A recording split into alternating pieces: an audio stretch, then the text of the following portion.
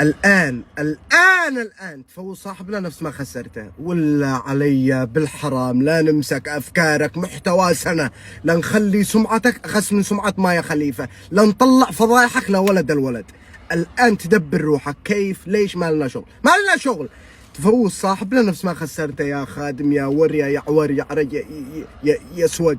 الآن بفنان اسمه أحمد سعد عامل فيها فنان وبتقيم اصوات وتفشل صاحبنا قبال الناس. هذا هو صوت احسن من صوتك يا بلسه. بفنان اسمه احمد سعد، هذا اسم بنشري في حارتنا. احمد سعد هذا اسم مهندس مواطير. كيف فنان اسمه احمد سعد؟ وين ايام ذا فويس حق زمان؟ وين ايام كاظم الساهر، نانسي جرام؟ وين ايام حمود السما؟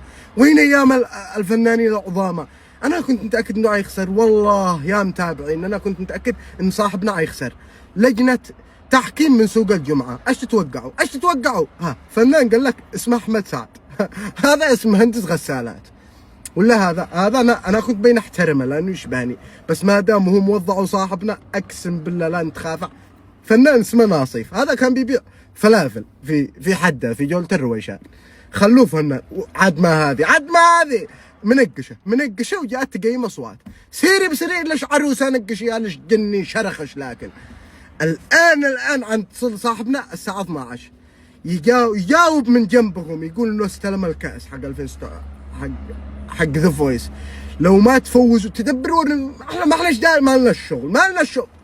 احنا اتخافعنا احنا واسرائيل يعني واقسم بالله يا احمد سعد لا ادخل او انفض السيسي. الآن تدبروا ارواحكم، الآن تفوزوا صاحبنا.